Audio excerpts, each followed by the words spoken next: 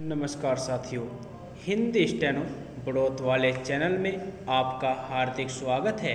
आज की डिक्टेशन रामधारी गुप्ता खंड 2 से प्रतिलेखन संख्या 134 90 वर्ड पर मिनट की स्पीड से होगी। तो आइए शुरू करते हैं। डिक्टेशन शुरू होगी 5 सेकंड बाद।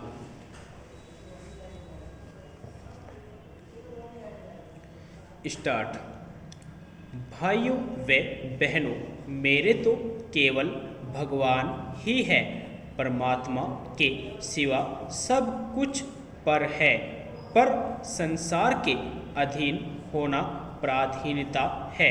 उपयोग इतना ही है कि पराधीनता को त्याग दे, अर्थात संसार से अपना संबंध विच्छेद कर दे करके जो निरंतर हमें छोड़ता चला जा रहा है, उसी को छोड़ना है। और यही साधना है। जो सदा से विमुख है वह संसार से ही विमुख होता है, और जो सदा से सम्मुख है वह परमात्मा तत्व के ही सम्मुख होता है। मनुष्य संसार में यह अपना है और यह अपना नहीं है। इस प्रकार दो विभाग किए हुए है। वह जिसे अपना मानता है उसी की चिंता उसे होती है, और जिसे अपना नहीं मानता वह धराशायी हो जाए तो भी उसकी चिंता नहीं होती। तो चिंता अपनेपन की होती है।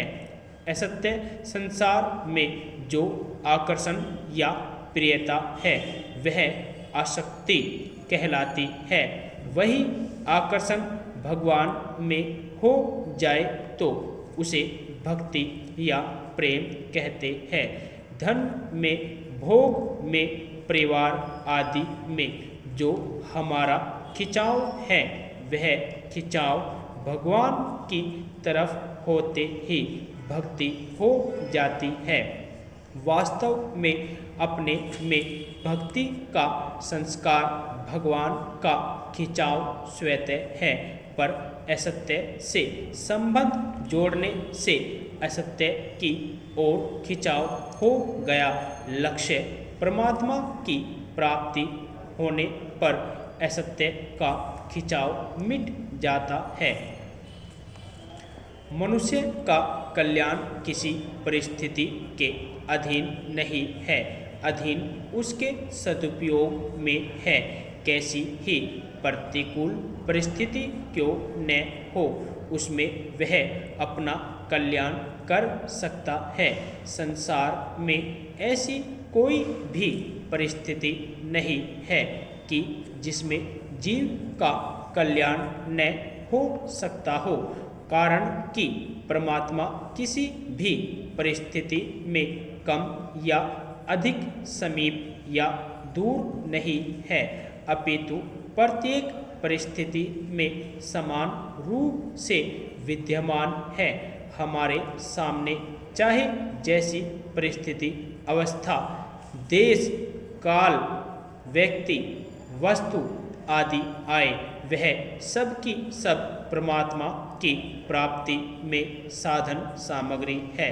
यदि मनुष्य उसका सदुपयोग करने की विद्या सीख जाए तो फिर उसका कल्याण निश्चित है।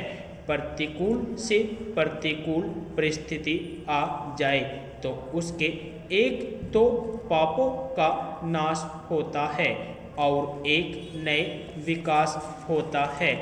परंतु दुख से दुखी होने पर विकास रुक जाता है। सुख आने पर तो साधन में बाधा आ सकती है, पर दुख आने पर बाधा आ ही नहीं सकती, क्योंकि दुख अटकाने वाला नहीं है। इसलिए सुख आए या दुख, नफा हो या घाटा, बीमारी आए या स्वस्थता, आदर हो या निरादर, प्रशंसा हो या निंदा, प्रत्येक परिस्थिति में मनुष्य को समान रहना चाहिए।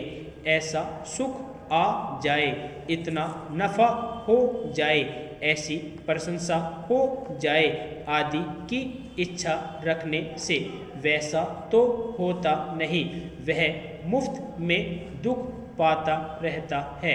सुखदायी परिस्थिति में सुखी होना भी भोग है और दुखदायी परिस्थिति में दुखी होना भी भोग है, परंतु दोनों परिस्थितियों में सदुपयोग किया जाए तो भोग नहीं होगा, अधिक योग होगा, अर्थात उसके द्वारा परमात्मा से संबंध हो जाएगा। भोगी व्यक्ति योगी नहीं हो सकता।